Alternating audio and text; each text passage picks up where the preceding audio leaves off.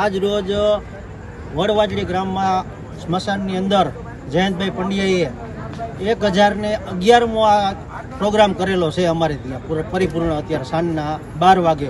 અમે અહીંયા ગામ લોકોને 2 દિવસ અગાઉ જયંતભાઈ અમારા ચોરે આવી અને ગામ લોકોને અમે જાણ કરી હતી અને અમે એમાં પત્રિકા પણ બાટેલી હતી અને ગામ લોકોને ઉજાગર કરવા અંધશ્રદ્ધાની અંદરથી બહાર નીકળવા માટે એને પ્રોત્સાહિત કર્યા। અને આજ રોજ અમે રાત્રે 12 વાગ્યા છે, અમારે ત્યાં અત્યારે 500થી વધારે માણસો પણ એકત્રિત થયા છે અને જયંતભાઈએ અંધશ્રદ્ધાની અંદરથી બહાર નીકળવા માટેનું બધું એને કાવા દાવા જે કાંઈ કરે એ શીખવાડ્યા અને માણસોને સામે રાખ્યું અને માણસોને એને ઉજાગર કરવા માટે એને ઘણું બધું પ્રોત્સાહન પણ કર્યું છે।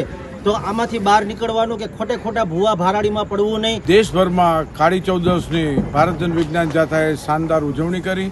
આખા દેશમાં 1010 કાર્યક્રમો સ્મશાનમાં રાખવામાં આવેલા, જેમાં સદીઓ જૂની માન્યતા છે એનું ખંડન કરવામાં આવ્યું છે, મેલી વિદ્યાનો નાશ કરવામાં આવ્યો છે, અગ્નિદાહ, ભૂત પ્રેત ને પિશાચ ડાકણ જેનું અસ્તિત્વ જ નથી તેનો ડર ભય કાઢવા માટેનો પ્રયત્ન કરવામાં આવ્યો છે। કાળી ચૌદસ અશુભ કે ભારે દિવસ નથી તે માન્યતાને તોડી નાખવામાં આવેલી છે, તિલાંજલિ આપવામાં આવી છે। વિજ્ઞાન જાથાનો મુખ્ય ઉદ્દેશ છે કે જે કાળી ચૌદસની ખ્વાબ હતો, ભય હતો, તે ડરામણો બધો આખા દેશની અંદર લોકોએ સ્વયંભૂ જાગૃતિ કરી અને એનો નાશ કર્યો છે, અગ્નિદાહ કર્યો છે અને તિલાંજલિ અને દેશવટો આપ્યો છે। વિજ્ઞાન જાથાનો પ્રયત્ન છે કે કુરિવાજને દૂર કરી અને પોતાનું ઘર છે એને સુખી સંપન્ન રહે તેવા પ્રયત્નો વિજ્ઞાન જાથા કરી રહ્યા છે।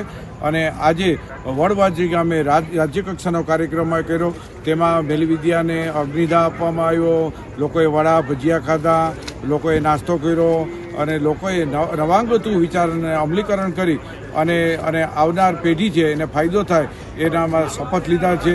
એટલે અમે લોકોને અપીલ કરીએ છીએ કે કાળી ચૌદસ છે ભારે એક અશુભ દિવસ નથી અને જે ભયને ડર બતાવવામાં આવે છે તે દૂર કરવા આપણે સાથે મળીને પ્રયત્ન કરી અને આવા ખોટા રિવાજને દેશવટો આપીએ તેવી અપીલ કરવામાં આવે છે।